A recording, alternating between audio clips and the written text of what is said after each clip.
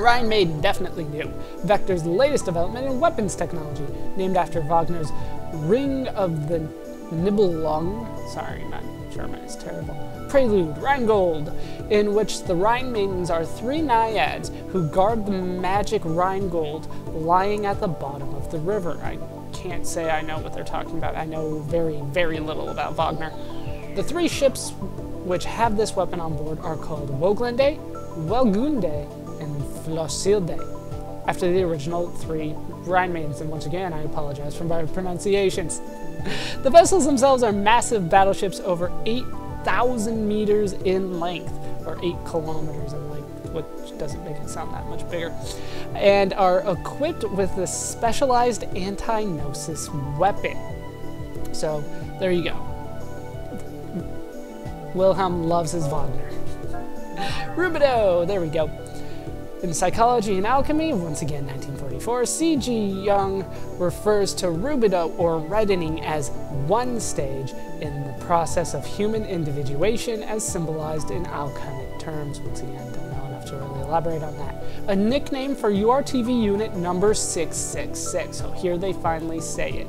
Junior is number 666, who unlike the other units, has bright red hair. I don't know how they managed to work that out for number 666 in the, their cloning facility or however you want to phrase it, but the symbol of the devil, number 666, happened to have red hair. Apparently Junior got his name because he is physically smaller in stature than Guinan, hence Guinan Jr. It makes sense, but once again, it's kind of weird how they spread out Albedo, Guinan, and Junior's biographies between the three of them in very different ways. You want to hear about Albedo, you can see it most on his, but if you want to hear about Junior, it's really all these different entries in order to just add it all up at the end. The Song of Nephilim system. It's one of several giant machines created by Joachim Mizrahi. It emits a song-like frequency that only certain individuals can hear, but the actual purpose of this device is yet unknown, so only certain people can hear the song. It does, however, curiously reappear throughout the story, be it in the meaning behind the word madness, uttered by Junior and Margulis, or the appearance of a girl with the same name. The fact that Shion saw this device on Milsha as a little girl only furthers the mystery. We're not going to tell you. Hopefully they'll tell us as we keep on going. But not this game, most likely. Just get used to, oh, we're not going to answer it this time. You'll have to wait until later. All this other stuff we have seen. URTV, though, is new. This is short for Udo Retrovirus, also known as U-Retrovirus, because apparently Udo was too hard to say. A biological weapon whose life energy wavelength cancels that of Udo. Now, Udo himself, as they have said before, is technically a wavelength. So they countered that wavelength. I don't know how you technically do that, but I am no wavelength scientist. So they say that they have done it, and I guess I'll believe them on that. 669 units were created by the late Dr. Dmitry Yuriev, head of the Yuriev Institute. Dr. Yuriev is the genetic father of the URTV. So in other words, he cloned himself 669 times, of which we know 3. I don't know what happened to the other ones. Maybe they'll help us figure that out as we go along. And I think there is just one more thing to see here. It could be wrong, but I believe we have seen the rest of these. And I think I'm starting to get paranoid because it should start with a V. No, there we go. First Lieutenant Virgil. There we go. It's not just V. Okay. First Lieutenant Virgil, how the man who was shot to death by Cosmos manages to show up in front of Shion is unclear. Why just in front of Shion?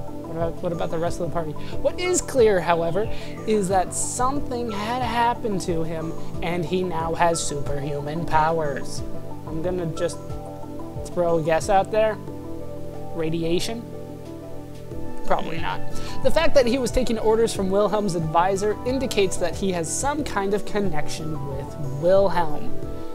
Yeah, Wilhelm. We're not really really telling us much about him either, did you? You didn't say much. He's, yeah, just whatever. Ugh. You guys say nothing about him. But that is it for the database for now. Once again, there is one more entry that I will need to get at some point. I'm not sure if we get that, you know, when we board the Proto-Merkaba, but we will definitely get that before the end. If not, I will just read it off because it's kind of not important. But we are here in the catapult of the Elsa, the catapult deck, I should say, because we have this segment address figured out. So let's go inside and we will grab it as Ziggy because Ziggy needs some more airtime, damn it.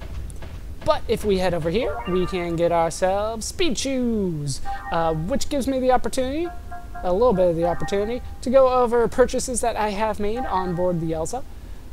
Did purchase Tektron clothes, which give you defense plus 38. I believe that was a little bit more than what we had for everybody else.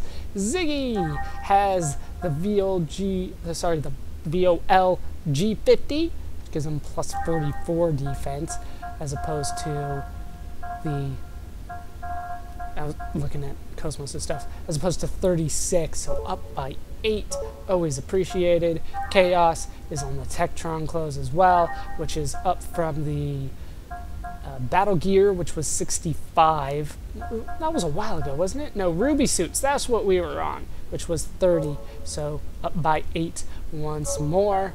Cosmos, of course, is on the Unit V6. I have unequipped everybody for now, probably because, well, not probably, because I'm going to be doing some backtracking, and, you know, I haven't decided who to bring with me. It's probably going to be the characters that I never bring along, because they need some level ups. This increases her defense by 10, up by 48 total. Holy crap. Momo has 2 things. She got the Saint Rod, upgrade from the W Hammer Rod, but it doesn't do confusion. But I'm rarely doing, you know, attacks with her these days, even when I bring her in my party, so maybe not the best idea to switch to the rod, the Saint Rod, but, you know, any little damage is always helpful. The Tektron clothes, once again, up by 8 from what we were before. Junior also has 2 things. He got himself a cross, which is a gun, as you can see, better than the Cypher, 45.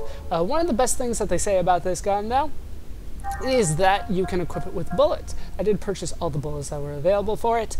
We have slow against biological and gnosis types, physical attack down against those types, physical defense down, ether attack down, and that's it. Just those 4. Which are kind of nice, but as you can see, it kind of takes away the strength of them, so I'm probably not going to use them. I just kind of want him for damage at this point. And then, of course, I purchased the Tektron clothes for him, and that is it. Oh, what am I talking about? That is not it. We need to show off what I just picked up, which was the whole point of going in here in the first place.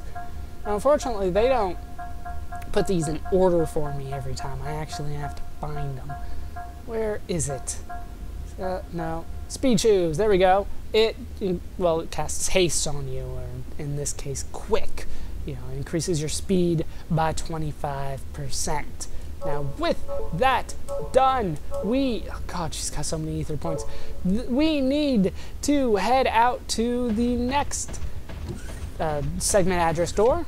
And is that going to be the last one in the game? We are very, very close to that. Like I said, Proto-Merkaba is going to be the final dungeon, which does mean that any optional bosses I'm going to take care of now. I have not decided which ones I'm going to be taking on. I'll probably take on all of them before we do the end, because I do not believe that they are harder than the final boss, but I could be mistaken. I could be misremembering that. We are very close. We just have the dog colony to go. Then I'm just going to go ahead and say it. Number 17 and number 6, those are inside Proto-Merkaba, so we can't really take care of those right now. We'll just have to hold off and hope we can find them along the way later. So it is off to the dock colony. I will meet you there. And we are in the basement of the weapon shop in the dock colony. Remember, this place is called Talk to Me, which I didn't do. But we are going to find the last segment address door outside of the final dungeon here. And in here, we can find... Any guesses? You guys should know. It's the robot part body! We got the body that completes the robot. We have obtained it. We will be... Oh, that's right, I have to take those toes out all again. I'm not a fan of those. So, that does complete the body, as you can see here. We do get the rare items completely done out of this. Look at all we got so far. Still a couple things for us to get, but the most important thing now is to head back to the professor. I will meet you there. And we have made it to the professor. Professor's Giant Robot Training Hall. Final chapter, part 1. Episode of Friendship in Crisis. Professor, we found the last robot part. Oh, good job. Now we can complete the giant robot that I've yearned for. You seem a bit down. I'm worried about that young man after all. What are you talking about? I've already forgotten about that ungrateful assistant. More importantly, hurry up and hand over the last robot part. Let's complete the invincible robot that I've dreamed of. Are you sure you don't want to search for that young man? It doesn't matter! Come, let's start working! What? Okay, you really want to do this without Assistant Scott? Those are the robot parts that you brought! Yes, they are. Then here we go! Begin transformation! Slap, slap, slap, slap, slap.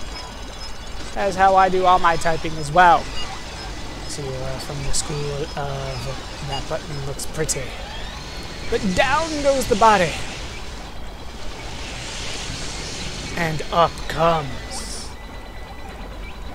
How's that? An essential section for the robot, the giant robot. The Kelbin Dragon is complete. Just remember, the Kelbin Dragon is a joint part of the giant robot. So unfortunately, you won't be able to summon it during battles. That is true. You unfortunately cannot summon the Kelbin Dragon in battle with Shion. It has nothing to do with the fact that I don't have Shion as the lead character here. Wait a minute. What? Well, now that the 6 kinds of robot parts are finally all here, that's all about completing the giant robot. If Assistant Scott hadn't defied me, he would have been present at this historic moment. Oh well, I'll just forget about him and get started. Now just you watch. Set transformation! And up goes the machine again. What? What is it, Professor? What?